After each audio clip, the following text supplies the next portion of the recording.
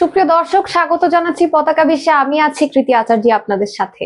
আজকে একটি বিশেষ দিন, বলিউড বাদশার জন্মদিন। কিং খানের অবিশ্বাস্য যাত্রা নিয়ে আজকে আমরা জানবো। আজকের দিনটা শুধু একজন অভিনেতার জন্য নয়, পুরো পৃথিবী জুড়ে কোটি কোটি ভক্তের জন্য এক বিশেষ দিন। শাহরুখ খান, বলিউড বাদশা, যাকে দেখা হয় ভালোবাসা, অনুপ্রেরণা আর সফলতার প্রতীক হিসেবে, আজ তার জন্মদিন। 1965 সালের 2 নভেম্বর ভারতের নয়াদিল্লিতে জন্মগ্রহণ করেন তিনি।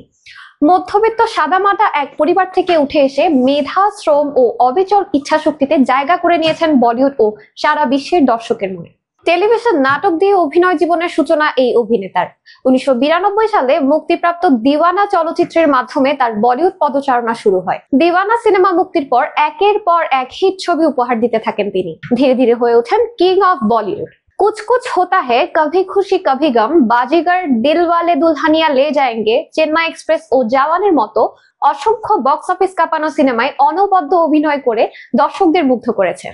শুধু তুখর অভিনয়ে থেমে নেই এই অভিনেতা, ব্যবসা ও প্রযোজনাতেও রয়েছে তার সমানে পদচারণা।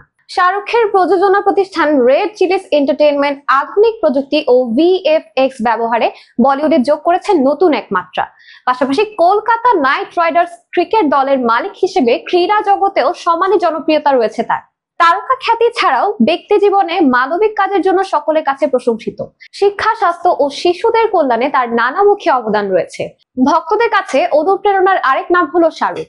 তিনি শিখিয়েছেন স্বপ্নকে কিভাবে বাস্তবে রূপ দেওয়া যায়। চলতি বছর 7 বছরে পা রেখেছেন এই বলিউড কিং। বলিউড কিং এর জন্মদিন অথচ কোনো চমক থাকবে না, এমনটা হতেই পারে না।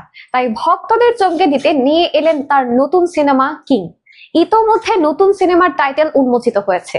প্রকাশের সাথে সাথে সোশ্যাল মিডিয়া জুড়ে ভক্তদের উচ্ছ্বাসের শেষ নেই। এই সিনেমা শুটিং শুরু হয়েছে কয়েক মাস আগে। 2026 সালে কিং মুক্তি পাবে প্রেক্ষাগৃহে। আজ তার জন্মদিনে আমরা শুধুমাত্র তার অভিনয়ের উদযাপনই করছি না, বরং সেই মহাত্মার উদযাপন করছি, যিনি শুধু বলিউড নয়, পুরো দুনিয়াকে ভালোবাসার সাফল্য এবং পরিশ্রমের এক অনন্য পাঠ শিখিয়েছেন। সুপ্রিয় দর্শক, এই ছিল আমাদের আজকের আয়োজন। ভালো থাকুন, সুস্থ থাকুন।